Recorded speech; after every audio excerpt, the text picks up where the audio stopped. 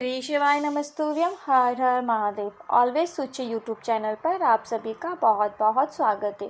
इस चैनल पर हम आपको पंडित प्रदीप जी मिश्रा द्वारा बताए गए उपायों को सरल और आसान भाषा में समझाने का प्रयास करते हैं। आज हम वीडियो में बात करेंगे उन सारे उपायों के बारे में जो गुरुजी ने हाल ही में भी श्री शिव महापुराण कथा काशी वाराणसी उत्तर प्रदेश की कथा में बताया।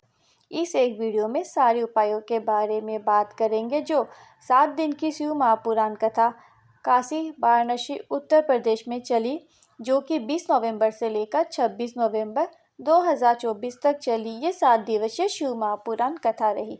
कथा में गुरुजी ने कुल मिलाकर 2 उपायों की जानकारी दी, जिसके बारे में आज वीडियो में बात करेंगे। और एक ज़रूरी न्यूज़, व्हाट्सएप ग्रुप को ज्वाइन करें जिसमें आपको रोज़ प्रतिदिन की तिथियाँ, विशेष तिथि और उपाय का वीडियो डायरेक्टली आपको व्हाट्सएप ग्रुप की स्क्रीन पर मिल जाएगा। लिंक कमेंट और डिस्क्रिप्शन में दे दिया गया है। कमेंट में लिंक पिन कर दिया गया है जिससे कि आपको आसानी हो और आप टच करके डायरेक्टली ग्रुप को ज्वाइन कर सके। अब जानते हैं उपायों के बारे में जो गुरुजी ने शिव महापुराण कथा काशी वाराणसी उत्तर प्रदेश की कथा में बताया। कथा में गुरुजी ने 2 उपाय की जानकारी दी। उपाय नंबर 1, कारकोटेश्वर महादेव के स्मरण से 1 कलश जल 12 बेलपत्र से किसी भी महीने की 2 प्रदोष करके जीवन की किसी भी समस्या तकलीफ से छुटकारा पाए। उपाय नंबर 2, गुरु प्रदोष के दिन डूबा हुआ पैसा, कितना ही पैसा क्यों ना डूब गया हो, यहाँ तक कि कोई करोड़ों पैसा भी लेकर चला गया है, कोई करोड़ों रुपए भी आपके डूब गए हैं, तो भी गुरु प्रदोष के दिन ये उपाय करने से आपके वो पैसे निश्चित ही आ जाएंगे। तो आइए जानते हैं उपायों के बारे में डिटेल में। पर उससे पहले यदि आप मेरा वीडियो पहली बार देख रहे हैं तो कमेंट में हर हर महादेव ज़रूर लिखें, और जिन्होंने अभी तक चैनल सब्सक्राइब नहीं किया है जल्दी से सब्सक्राइब करें, बेल आइकन को क्लिक करें ताकि न्यू वीडियो जब भी अपलोड हो नोटिफिकेशन पहुंच जाए और आप वीडियो को देख लें। आइए शुरू करते हैं, जानते हैं उपायों के बारे में डिटेल में। उपाय नंबर 1, कारकोटेश्वर महादेव के स्मरण से 1 कलश जल 12 बेलपत्र से किसी भी महीने की 2 प्रदोष करके जीवन की किसी भी समस्या तकलीफ से छुटकारा पाए। इस उपाय को करने के लिए आपको 12 बेलपत्र की आवश्यकता होगी। 12 बेलपत्र कटी फटी ना हो, वो पूर्ण हो, इस बात का आपको विशेष रूप से ध्यान रखना है। आपको 1 कलश जल की आवश्यकता होगी, 12 बेलपत्र लेना है और इसकी 4 गड्डियाँ बना लेना है। मतलब 3-3 के ग्रुप की 4 गड्डी आपको बना लेनी है। गड्डी बनाने के लिए ऐसा कोई विशेष चीज़ नहीं है कि ज़रूरत नहीं है कि आपको एक के ऊपर एक 3 करके एक बेलपत्र रखना है। ऐसे करके आपको 3-3 के सेट बना लेने हैं और ये 3-3 के जो 4 जोड़े हैं उन्हें आपको शिवलिंग में जो माता अशोक सुंदरी का स्थान है वहाँ पर अर्पित करना है। और कुछ खास नहीं करना है, बस शिवलिंग में माता अशोक सुंदरी के स्थान पर आपको ये बेलपत्र अर्पित करनी है। 3-3 के जोड़े से अर्पित करना है, यानी कि 1 का 3 जोड़ा पहले आपने चढ़ाया, फिर वापस 3 जोड़ा चढ़ाया, ऐसे करके 4 बार में आपको अर्पित करना है। और यदि आप ऐसे नहीं कर पा रहे तो एक साथ भी 12 बेलपत्र आप माता अशोक सुंदरी के स्थान पर अर्पित कर सकते हैं।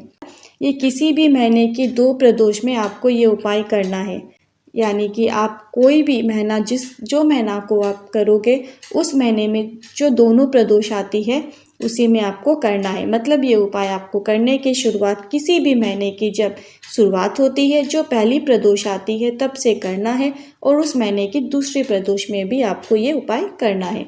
मतलब सिर्फ 2 प्रदोष में ही आपको ये उपाय करना है। आपको बेलपत्र को माता अशोक सुंदरी के स्थान पर अर्पित करना है। 3-3 के 4 सेट बनाकर आपको अर्पित करना है। माता अशोक सुंदरी के स्थान पर अर्पित करें उत्तरमुखी होकर। इस बात का भी आपको विशेष रूप से ध्यान रखना है कि आपका मुख उत्तर की दिशा की तरफ हो, इस तरह से आपको अर्पित करना है। और उसके बाद आपको 1 कलश जल शिवलिंग पर अर्पित करना है। इसके लिए आपको एक विशेष नाम का स्मरण करते हुए अर्पित करना है। नाम क्या है, ध्यान से नोट कीजिएगा, कारकोटेश्वर महादेव। वापस से सुनिए, कारकोटेश्वर महादेव।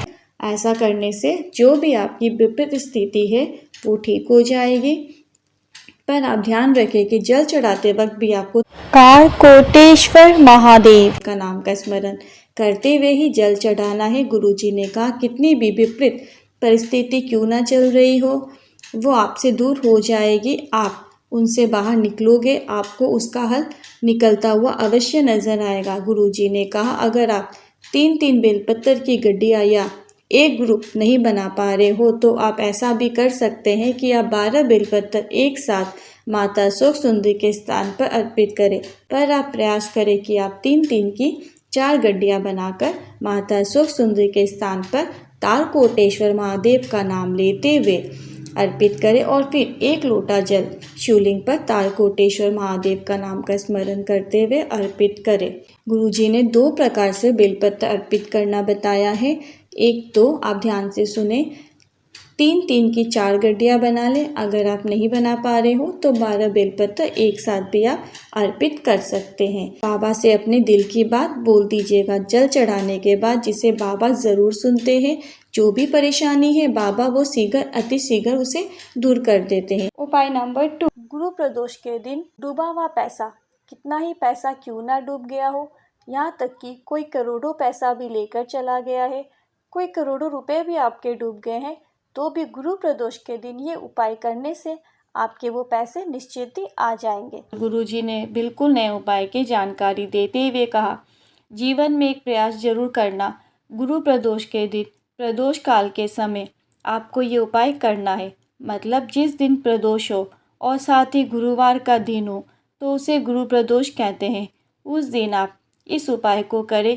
एक दीपक लेना है और एक दीपक के अंदर ही आपको एक गोल बत्ती लेनी है और एक लंबी बत्ती लेनी है। मतलब दीपक एक ही लेना है और एक ही दीपक के अंदर आपको गोल बत्ती भी रखनी है और लंबी बत्ती भी रखनी है।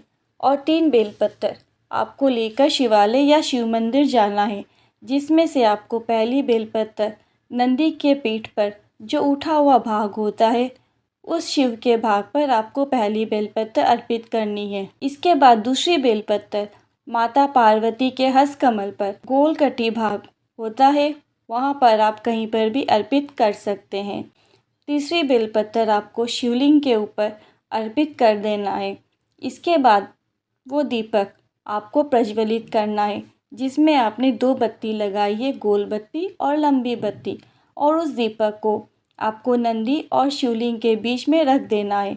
मतलब जहाँ नंदी जी विराजमान है और जहाँ शिवलिंग, उन दोनों के बीच में का जो खाली स्थान होता है वहाँ पर दीपक को रख देना है। या फिर आप वहाँ पे नहीं रख सकते तो उस जगह को स्पर्श कराते हुए आपको मंदिर में कहीं पे भी एकांत में आप उस दीपक को रख सकते हैं, पर स्पर्श करवाना ज़रूरी है। शिवलिंग और नंदी के बीच के स्थान को कितना ही कोई पैसा लेकर क्यों ना चला गया हो, करोड़ों का पैसा ही क्यों ना डूब गया हो, आपका पैसा आपके पास आकर ही रहेगा, डूबा पैसा आपको मिलेगा। इस विशेष उपाय को आप सिर्फ और सिर्फ गुरु प्रदोष करने वाला उपाय है। गुरु प्रदोष के दिन प्रदोष काल के समय ये उपाय करना है। आज के उपाय से संबंधित यदि आपके मन में कोई क्वेश्चन है, कोई क्वेरी है तो आप कमेंट बॉक्स के ज़रिए पूछ सकते हैं। वीडियो ज़रा भी उपयोगी लगा हो तो कमेंट में हर हर महादेव ज़रूर लिखें। वीडियो को पूरा देखने के लिए बहुत बहुत थैंक यू। श्री शिवाय नमस्तुभ्यम। हर हर महादेव।